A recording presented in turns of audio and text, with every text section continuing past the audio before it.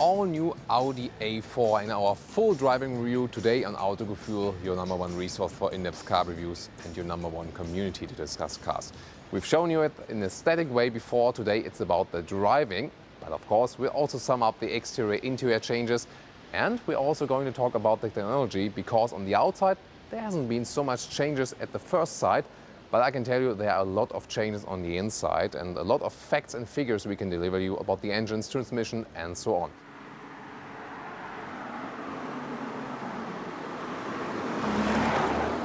Today we are in Italy, close to Venice, so a very warm ciao to all our Italian friends especially, and especially to Mary, because he is one of our most frequent Italian friends in the comments. And well, you can also guess what's being produced behind me. But back to the car, about the dimensions and the basic outline. Well, the shape rather remained the same classic sedan style, because you don't want to argue with rather conservative customers in the middle class segment.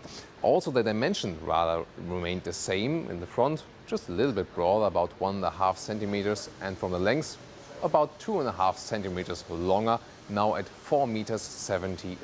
The wheelbase, however, was increased even more, 2.82 meters, and that will also bring us a lot of space on the inside. So what's the technology behind it? It's actually this modularer Längsbaukasten, a pretty German word for some kind of a modular longitudinal building platform, and that means you can build several cars on the same platform. For example, also the Audi Q7 is built on the very same platform, and then you can also guess that they also share a lot of technology on the inside. Overall, the weight could be reduced up to 120 kilograms to now only 1,320 kilograms.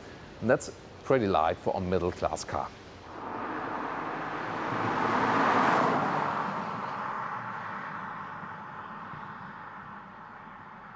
As for me, I really like the new Audi single frame grille, and we've talked about the colors before, because some of you said, okay, I rather want to have it dark, so just black on the inside. However, I think it's quite beautiful if you keep this chrome style and the bright gray style in the inside.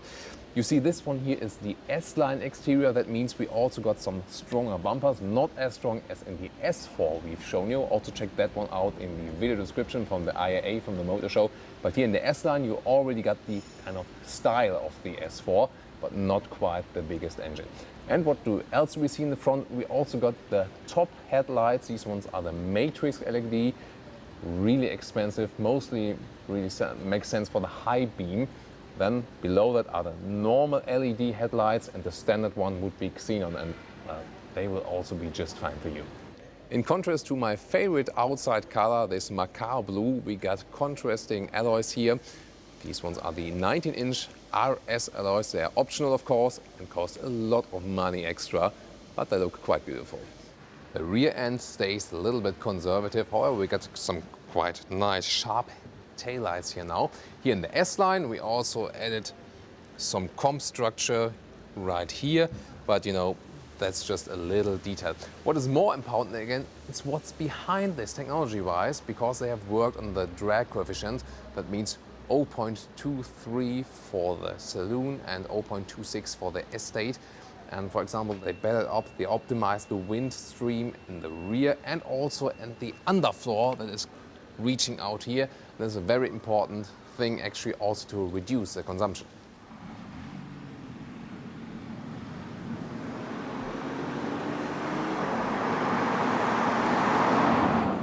Let's now talk about the engines. First of all, on the petrol side, we start with the 1.4 liter with 150 horsepower, then a 2 liter petrol turbo engine with 190 horsepower or 252 horsepower. This very one here. This one here is optionally with a quattro with the all-wheel drive available. We also have that one in here right now. And the top petrol engine would be a 3 liter turbo petrol engine we got in the S4 with 354 horsepower. Then on the diesel side, we got the 2 liter TDI with 150 or 190 horsepower and the 3 liter TDI with 218 or 272 horsepower. And as a last part, later on in 2016 there will also be a natural gas version, the G-Tron, available for this car, then combined with the 2 liter petrol engine. So a very wide variety of engines. I can really recommend you the 2 liter petrol engine with 190 horsepower. It will already be enough, I can tell you. If you want to spice it up a little bit more and don't want to spend the money on the S4, then of course this one here is also possible, and you also can pick the all-wheel drive in here. And 5.8 seconds already from 0 to 100 kilometers an hour, so already a very fast engine.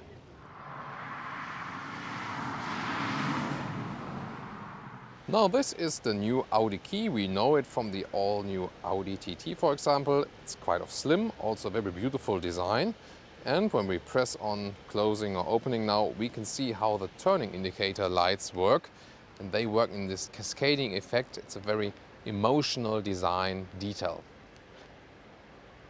Let's get inside, see how much space we got here. And we use this flipping up door handle. It's also a new detail to the A4. And what is new here in the all-new Audi A4? You know, we got a little bit longer, and so we also have more space on the inside, also with the new platform. And you can see that we got more headroom here, 2.5 centimeters more headroom, so a lot of space here. Overall, we got a little bit more space in the interior, and it's very clean setup here, definitely. And what we can already say here so far is that you get the luxury features of a class or maybe two classes above, especially here in this very setup here. It's a higher trim level, of course, but what is my favorite is this open cell wood here. It really feels very natural and also soft, and it also doesn't leave any stains on that when you put it with your fingers, so not these shiny dark elements where you have to clean it all the time. So it's actually also a quite handy solution, but very beautiful and elegant at the same time. You see, we got the bright interior. This is really very well fitting in the contrast to the Macau blue on the exterior. I would also pick it in that color. I would just not go for the leather option here because it's bad for the climate features, and it's also not good for the environment nor the animals. And we can find more of these shiny features in the interior. For example, what I was very attracted to is this upper light area. You know, this cover here, in this, there you really don't touch, so it usually stays clean. But it looks so much high class, like in an upper class car. And then we've seen it, for example, from Volvo earlier. These frameless mirrors, also I think a great invention, and they just look so much more beautiful than the ones with a huge black frame down here. Let's focus on the steering wheel and the instruments. First of all, steering wheel, I think, well, it could be a little bit smaller, but what I really like that the single frame grille from the outside is repeated on the inside. That's very beautiful. Then we got the virtual cockpit here optionally, so you can still go for just usual analog instruments, but if you want, you can also pick this option. But then to have the satellite view in there and also the GPS, you have to pick the highest trim level GPS then. And together with the virtual cockpit, that's a lot of more than 2,000, maybe about 3,000 euros. You have to add extra to that then. If you have that, you can also change the view, for example, make the satellite view a little bit bigger, change the RPM and the speed control, and you can also change everything else here, for example, with the music, or we can also see the consumption. That's, I think, a realistic figure, 8.5 liters on 100 kilometers for this 2-liter petrol engine with 252 horsepower. I think quite okay also for that engine. So this you can also see here in the central screen yourself, and then the rest is done with the, for example, the co-driver with the other middle screen. And this is it. The biggest screen that is available. It is kind of attached here. You cannot slide it in. However, I think it's quite well attached into the dashboard then. And there you can also see the map, especially for the co-driver, and of course a very clear view on the GPS. And you can also control everything, for example, for the phone in here or your media when you...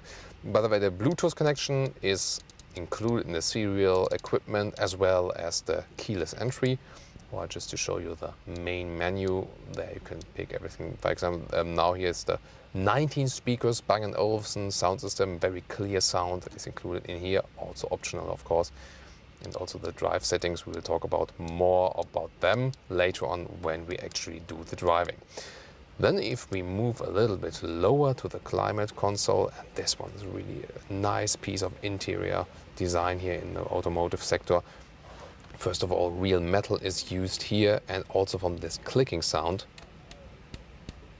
then it probably pays off that Audi is employing an own laboratory just with the sound design of these buttons. Also a nice feature that we can see the temperature inside. Then this is kind of new. If you move your fingers on these buttons, don't click them, just touch them a little bit. You see each function here is getting a little bit bigger, that you see that you're actually doing this. And then if you want to move down or up, then you really have to click it. For example, for the vents here, up and down. Really every button you push really feels high class. And it's of course always the question, do you want to pay this extra to have this extra quality? Or maybe you pay a little bit less and pick a Volkswagen or a Skoda. There you also have good quality, but not this very perfection with every button. I can find so many other nice details here, like in a Bentley, so many details. Just a key holder here, perfectly fitting to the size of the key. Or even this cover here of the 12-volt power supply, again in this very high-class checkered structure. Or here, illuminated USB slots. And some space for your beverages. You either find these two cup holders or at the inside of the doors. In the lower middle console, this is here the control terminal, again with a great sound just when turning the knob, and you can use it to scroll through the menu then, also here, and shortcuts for radio, media and the GPS I've shown you. And then let's get to the transmission, because this one is really interesting. Not only it looks quite good here, everyone starts with the 6-speed manual gearbox, the lower engines then. And then what else is optionally available or serial production for the bigger engines? This one is then the 7-speed dual clutch transmission, the S-tronic. And the 3-liter TDI, that one does not use a dual clutch transmission because it has so much high torque output. This one then has a traditional torque converter automatic gearbox, and this one is 8-speed. But the dual clutch transmission, the new one, replaces a so far CVT transmission that was called Multitronic, completely different system. Now with the dual clutch transmission, I think you should actually have a better drive, then also shifts way faster.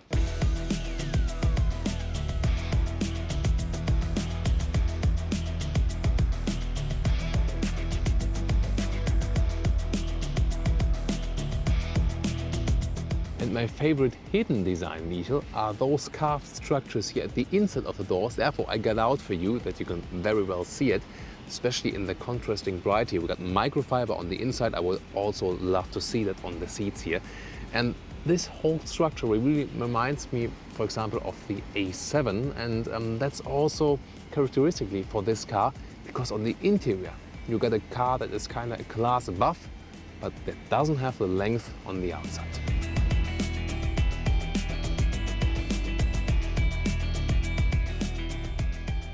Now the rear compartment check. You have 2.5 centimeters more space for your knees, and well, that's actually quite true, because also when I am as a tall person sitting in the front, now 1.86 in meters height, it's quite okay with the knee space just for a middle class sedan. And maybe just the front seat should be a little bit more upper, that you can go with your foot under the seat. That will be actually better then. If you pick the 3-zone climate control, you can also have an option to control the climate here for the rear passengers. So it's also another optional luxury feature then. Talking about luxury features, here armrest and another space to store stuff, and 2 flippable beverage holders, that is also included here. And then to the headspace, this is actually quite good for a roof falling down sedan. You see no panoramic roof here, and I got this kind of headspace left. However, if you have the panoramic roof, this one will be reduced. And you even got 2 separate reading lights here in the rear.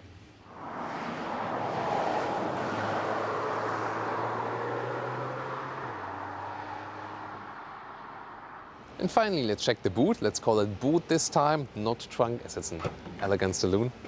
Flips out automatically, by the way.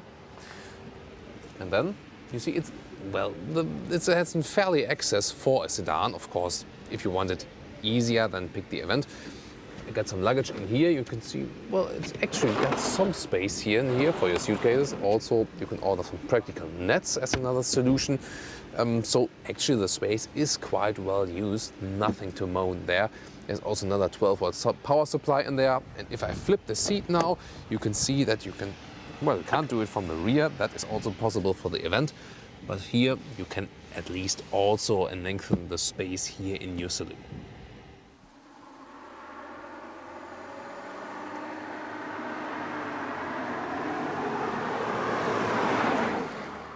I can't remember riding a middle-class car with such a great suspension. It's really incredible. However, it is really set on comfort. That means when I go right and left, it's also really rolling very soft and leaning a little bit to the right and the left, but that's pretty much fine. However, if you want the whole car a little bit stiffer, you can also use the drive select and go to the dynamic mode. Then the gears go higher in the RPMs. The steering wheel also has a little bit more feedback then, it's a little bit stiffer, and so you got a little bit sportier ride then. However, everything else, also from the steering, it's very direct, although we are, as I said, not in the most sporty car, and due to this very clean cockpit, the whole overview is also very good. And you always find, again, very nice details. For example, when you look in the side mirror has a very nice shape, as you've probably also seen. That also creates just some emotions when you look in the side mirror. Then, technology-wise, they have set sales on all the assistance systems. What I criticize is that most of them are not from serial production. And for example, I would do it like Volvo does. Say, okay, in every car we produce, we put in the city emergency brake to reduce costs and maybe also to save lives. Very well functional is also the adaptive cruise control, the ACC, and that one is available in several different build versions. And the higher build versions, for example, I got that right in here. That works that way that also the map data is actually synchronized, and then the vehicle can adapt to the traffic signs, for example, and it uses the map data and also cameras for that to synchronize both. We've also seen it in the Q7, you know, those two shared technologies. And so with this car here, with a high trimble ACC, it is actually possible just to steer, and everything else the car is actually doing. I got it right now, for example, the ACC in combination to the dual clutch transmission, the 7-speed S-tronic, and now I just lift my foot off the throttle. It's following the car in front of me. What I, for example, realized in this high build of the ACC, it also realizes, and when, for example, the traffic speed limit is changing, then the ACC is automatically adapting to that.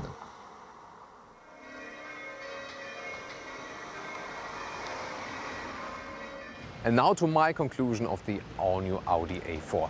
To me, it's not the most spectacular, but the best Audi ever, because there's so much technology inside and so much attention to detail, especially in the interior. And also this very comfortable ride is just so promising for all the riding comfort. And there's hardly anything to find you can really criticize with this car. Maybe the price if you pick all the options we've shown you, because you really have to pay attention that you don't easily double the price with the car then. But I think I've shown you the perfection in the detail here. It's just a question if you really want to pay for that. The exterior had a lot of sharp new angles now. The basic outline remained the same. The interior completely new, more orientates on an upper class segment, all with the features. Even in the basic versions, you got the quality then inside there, even if you don't have all the optional features. And then, as I said, from the riding comfort, I think a very comfortable ride. And if you want it more sporty, well, then I think you have to go with the S4 or pick the optional, the adaptive suspension with a sport setup, because we had the comfort setup, which I would usually go for, at least in this kind of segment. So I think a new benchmark in this segment here. And well, we will have to see how the C-Class or the BMW 3 Series reacts to that. But I guess the sales figures will increase for Audi, especially also in comparison to the other competitors. Thank you very much for watching Autogefühl. I hope I'll also see you next time. And our Italian viewers have to promise me now that next time it will be all sunny in Italy.